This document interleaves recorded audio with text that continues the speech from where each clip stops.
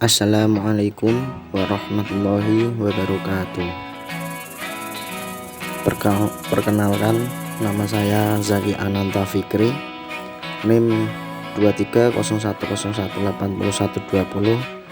kelas PAID, Institut Agama Islam Negeri Salatiga, angkatan 2018. Di sini saya akan menjelaskan tentang amr perintah dan nahl larangan.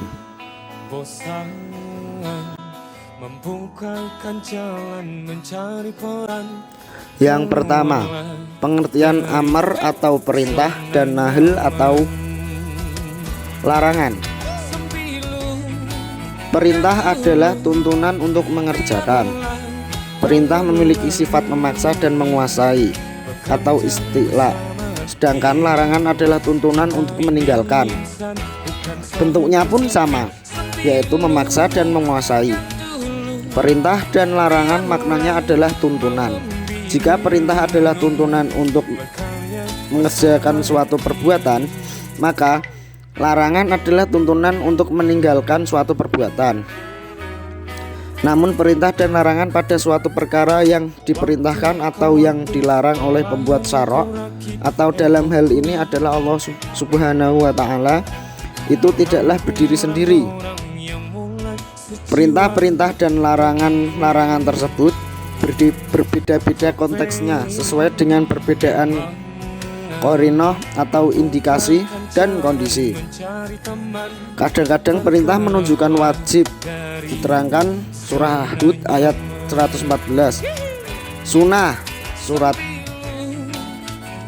An-Nur ayat 33, dan mubah surah Al-Maidah ayat 2.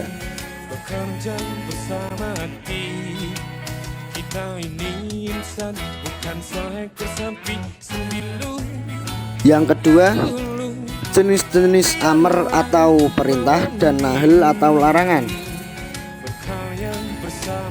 Amr dan nahl yang jelas atau syarih. A.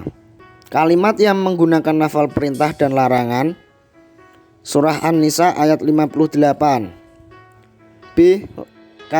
Kalimat yang secara linguistik atau bahasa bisa digunakan untuk menunjukkan perintah dan larangan dengan menggunakan fi'il amr dan fi'il nahl. Silahkan dalam surat Al-Maidah ayat 38 dengan menggunakan fi'il mudhari yang disertai lam amr. Jelaskan surat Al-Imran ayat 104 dengan masdar yang berfungsi perintah. Dijelaskan surat Muhammad ayat 4 dan dengan isim fi'il al-amr. Dijelaskan surat Al-An'am ayat 150.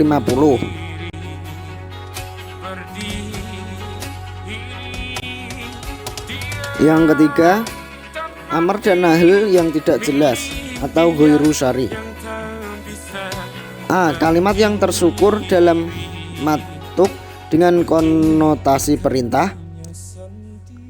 Yang pertama, dengan menggunakan harf jar, misalnya pada surah An-Nisa ayat 7. Sedangkan kalimat yang terstruktur dalam matuk dengan konotasi larangan, misalnya pada surah An-Nur ayat 61.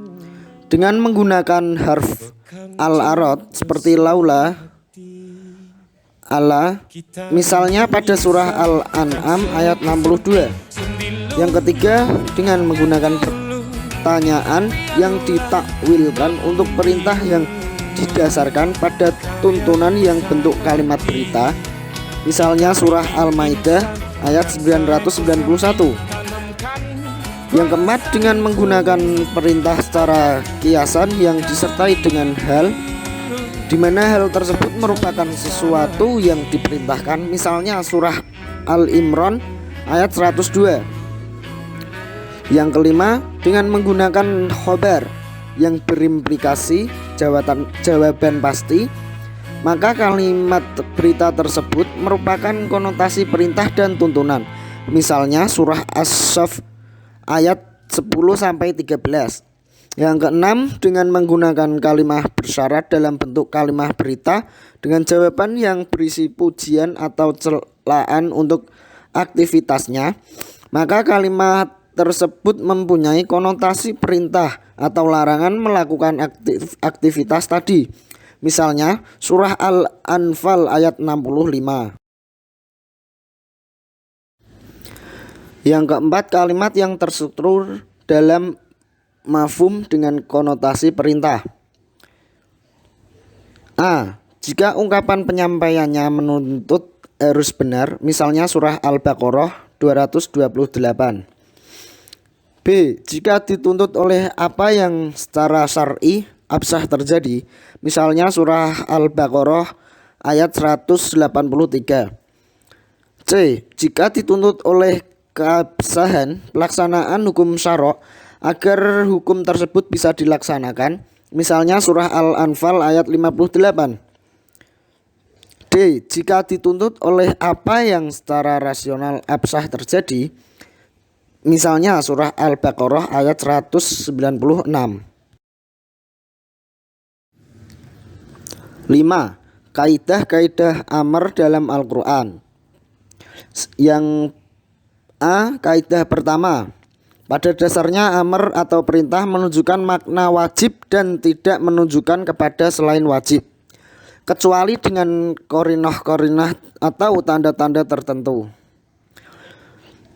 B. Kaidah kedua, amr atau perintah terhadap sesuatu berarti larangan akan kembalikannya. Amr merupakan suatu lafal yang mempunyai makna perintah. Oleh karena itu, perintah berhubungan untuk tuntunan atau harus dikerjakan. Sedangkan larangan adalah untuk ditinggalkannya. Perintah adalah kebalikan dari larangan.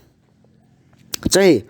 Kaidah ketiga, perintah itu menghendaki segera dilaksanakan kecuali ada korinah-korinah tertentu yang menyatakan jika suatu perbuatan tersebut tidak segera dilaksanakan.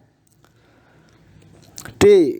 Kaidah keempat, pada dasarnya perintah itu tidak menghendaki pengulangan, kecuali adanya korinah atau kalimat yang menunjukkan kepada pengulangan.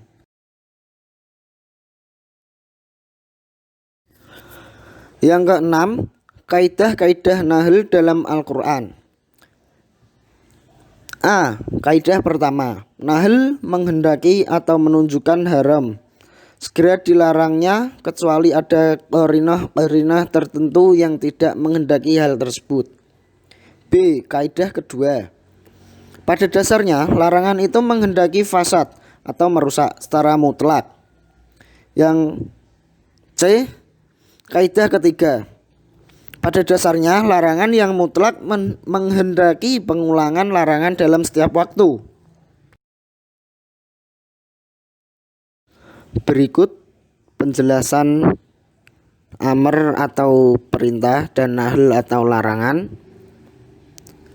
Bila ada tutur kata yang salah, mohon dimaafkan. Wassalamualaikum warahmatullahi wabarakatuh.